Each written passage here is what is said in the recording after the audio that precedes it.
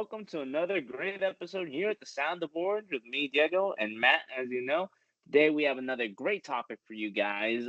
Especially, this is a topic I usually have to in my sessions when I do my assessments, meaning consultation. For those who don't know what that is when I first meet a client and my work, and I'm trying to figure out what they can handle and things like that.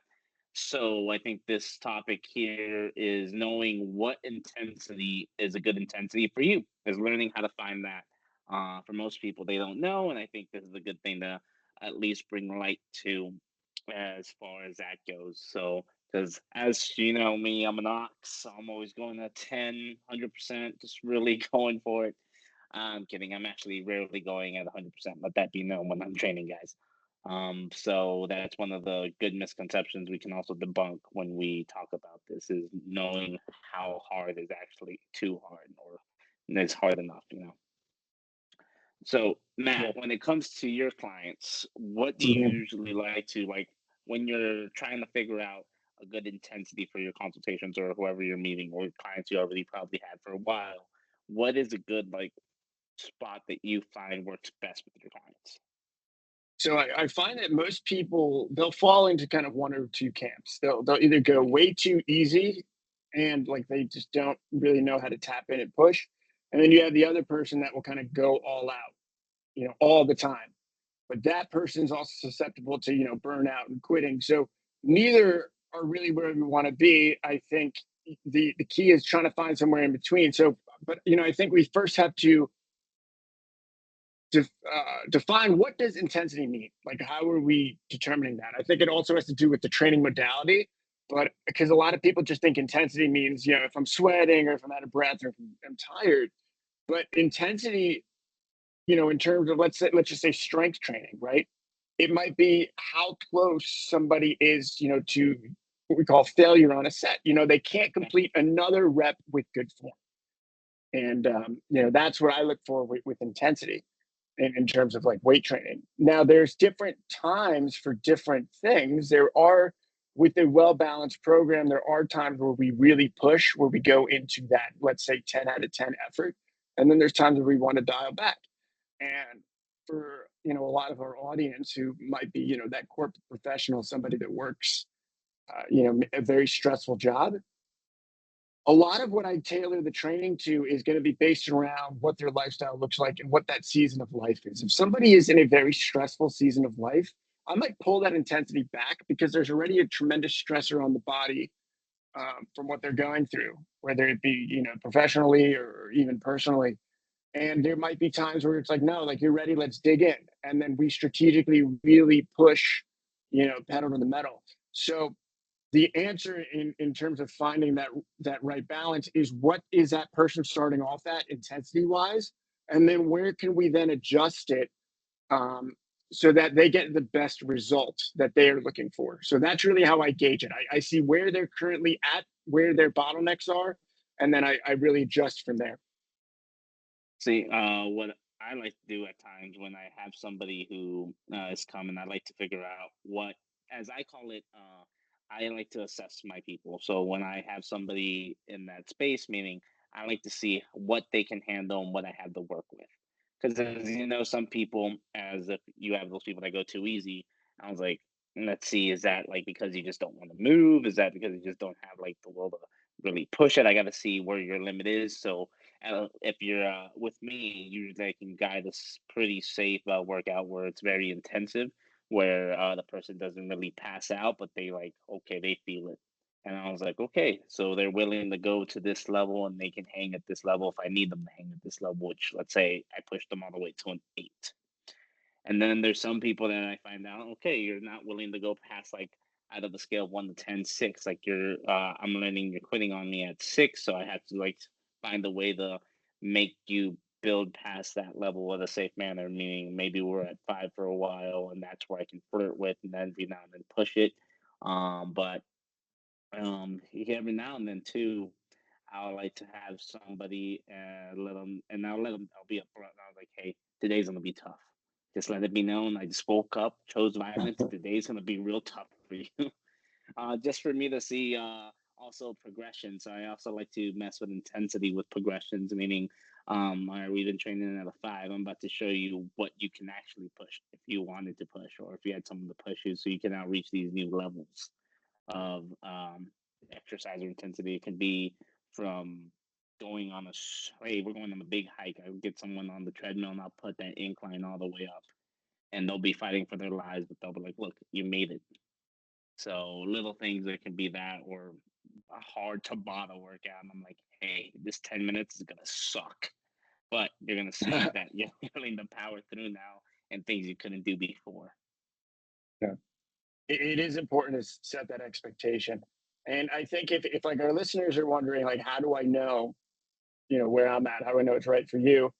I'd say a good metric to look at is like if you're not progressing, if your numbers aren't going up, if you're not getting stronger, you're probably not training hard enough. And that's going to be the reality check a lot of people need. We want, if you have for years or weeks or months, I wouldn't even say weeks because a plateau can be a few weeks, but let's just say months, it's creeping into month territory. You're using the same weight, same reps, same performance. You're no longer creating that adaptation. You're kind of just exercising to exercise. And at that point, I would say we want to dial up the intensity. The converse to that would be if you're someone that feels like you're constantly exhausted, you're probably going too hard. And a lot of the corporate professionals really mess this part up because they want to train like Mm. athletes, but then they sleep 5, 6 hours a day. They have high stress days, and they sit all day. So then their workout destroys them, and then they're kind of stalling. They're not recovering the way they should. So if you use the performance as a scoreboard and just kind of track it data wise, reps, load, execution, making sure that I'm performing. Now, when I say progression too, I am assuming perfect form on every exercise because that should go without saying. We will not be upping the weight on an exercise if the form is not great. But Yeah. if those numbers improve over time, reps, loads, then you're doing it right. And if it's not, then something is off. So just something to think about when evaluating your own programs, your own routines. Yeah, and one of those things where they want to learn where they need to, not where they need to be at, where they ideally want to start looking into, like, okay, where do we want to get to, and how do we start off in? Usually, a safe number for people, at least when they are trying to figure out, is we call it an RPE, rate of perceived Mhm. exertion. But I usually say on a scale of 1 to 10, how hard was it? To simplify it. Usually, you want to be within that 5 to 7 when you're starting off.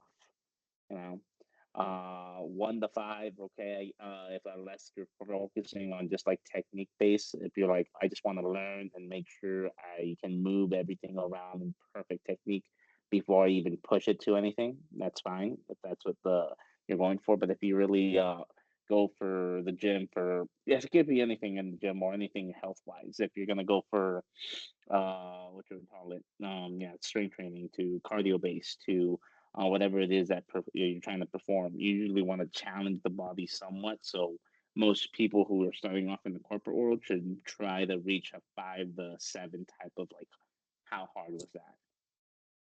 So Yeah. that's usually what I also recommend people when they come in. It's like, hey, let's push it a little, but not too crazy. We're not trying to get 10. Usually we stay away from 10 unless it's something you're actually trying to, for maybe a sport. If you're doing like intramural sport, sure, go sprint to go catch that football, flag football to hopefully win, take home the medal for your team.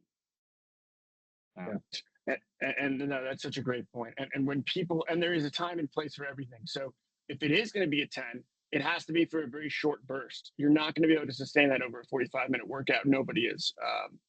If you think about a sprinter, you think about something that does something an all-out effort, it's going to be a very short burst, and you want that to be kind of programmed in properly because the recovery piece is so important. And the other thing that I would say is, in addition to RPE, which is great, a system that I use with clients is, what's called reps in reserve. So yeah, how many sets short or how many reps short of you are you of failure? Like how many more could you have done before you couldn't do that exercise anymore with perfect form or got any more reps? So a good intensity that I like to see most people at is, and I don't encourage people to go all the way to failure. I want them to go to, about 1 to 2 shy Yeah. on their exercises to get the maximum stimulus, manageable fatigue, and really be able to repeat that over time. Rarely should they be hitting true failure. It will be like a gauge sometimes where you'll lift your weights and you'll be like, oh man, that was way too heavy, that was way too much, and then you make a note and then you back it off for next time. But that's a really good way to kind of set up as well. In addition, but RPE is also great. Yeah, because I mean, statistically speaking, for those who are unfamiliar with the reps in reserve, statistically, I believe that is what most people use. Like if you have for muscle building and performance, is 2 reps in reserve is usually your goal. So that usually gives you the best outcomes. So for again, for those who aren't familiar, as Matt said, is when you have maybe 2 left in the tank, you could do. If I gave you like a gun to your head, you can probably bust out 2 more. So that's where you want to kind of be at. And then one thing I was like, yeah, definitely we want to every now and then, because now that we're talking about it, real life situations such as sprinting itself. Because I will admit that I have chased down a bus or two. Actually, new I went to New York recently, and let me tell you, LaGuardia Airport was very packed. So the minute I got off of TSA, I had 4 minutes for my boarding left. So guess who Yeah. sprinted throughout that whole airport? Dang. And and that was I got to a 10. I got to an RPE of 10 because I had my travel stuff with me, so I was carrying weight, but I was booking it. So at the gym, we do want to make sure every now and then we have an exposure to a 10. Mostly, so those real life situations when they happen, you can be ready for. Because if I didn't expose myself here and there to a 10, I probably would have pulled a hamstring running with all that weight and sprinting, like just all out force. At one point, I was running on all fours, Matt. Like you should see me. I was like cheetah out there. It was Like a crazy. cheetah. Yeah, it gets nuts, and then your adrenaline's go. And then the worst is when you get to where you're going when you're playing, and then you're trying to like calm down. You're like breathing heavy, and everyone's like, "What's up with this dude?" It's like, "I'm fine. I'm just recuperating here." It's I was a little actually tense funny there. I that didn't you think I was gonna mentioned make it. it. There's somebody behind me. Luckily, I was much faster, so I was able to get there and stall the person. And I'm pointing at this other person running. I was like, I'm pretty sure that person's on their flight too. And like, she's giving it her like best to run and things like that. So when she got there, no words were out of her. She was just heavy breathing. And I was like, "Are you on this flight?" And she's just like shaking her head. And I was like, "All right, I got you. I'll explain. I'll do the talking for us." So I was like, welcome to the RPE of 10 to that lady as well. I was like, you really That's a should give yourself 10. a little bit more exposure. So for those listening, although yes, I never go that to a 10 all the time. I might go once every month or once every 2, 3 months, I would say. That I would get to a scale of like all out where I'm really pushing it and like maybe for exposing myself to that, but I do it for scenarios like this. Yeah. So, It's one of the things that I see, and Diego, I'm sure you see this too, and you see this all the time. It's very important that everybody listening, you got to take the ego out of lifting. I see so many people just swinging weights around for the sake of, because, and this is why I have to catch myself when I say things like, hey, we want to beat, our personal records and we're trying to lift more weight every time. And I get that. That's important. But we can never sacrifice form, because the way that you want to think about it when you're doing an exercise is the object is not to get, the bar or the dumbbell from point A to point B.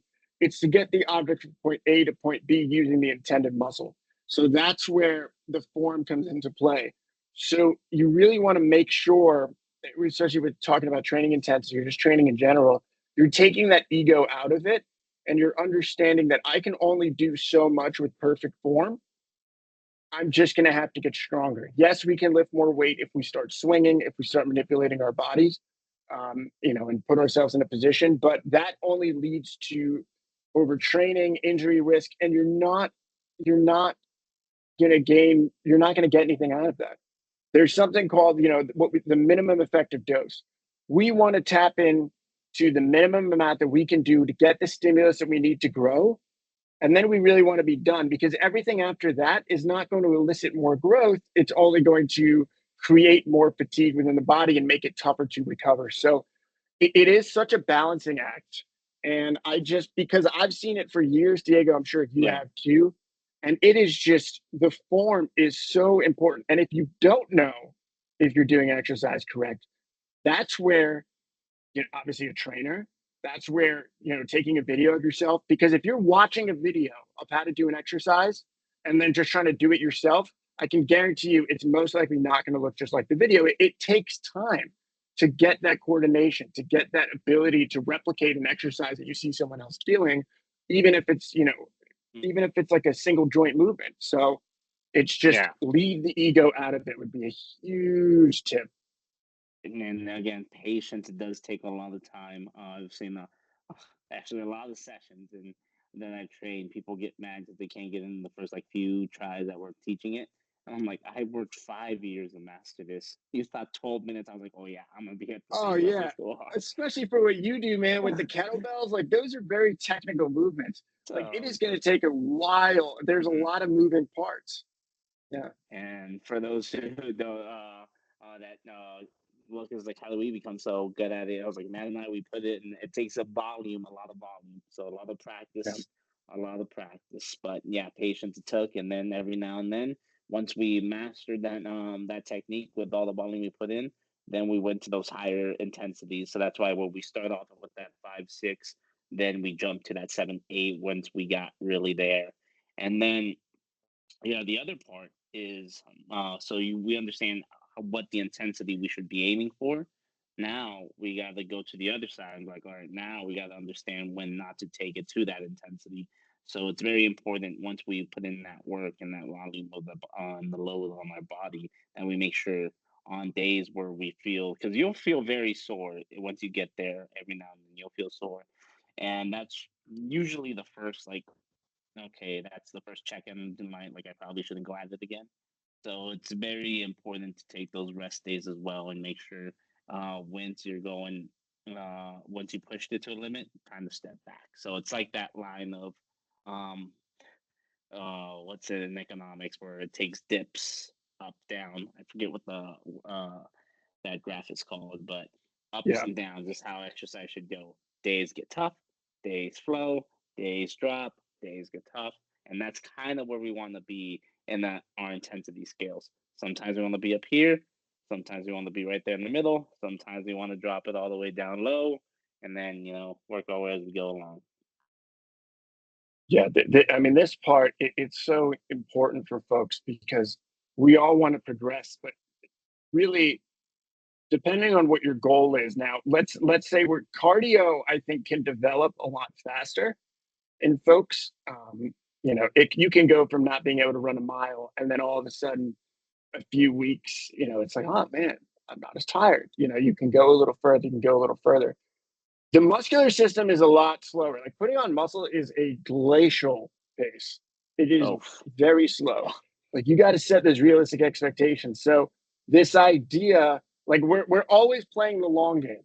We want a longevity based approach to everything that we do in fitness where I got to think long term here. So is what I'm doing, am I trying to set a world record here?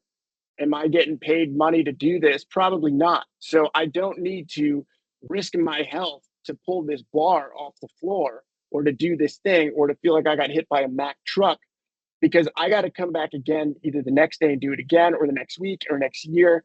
So you don't need to feel destroyed.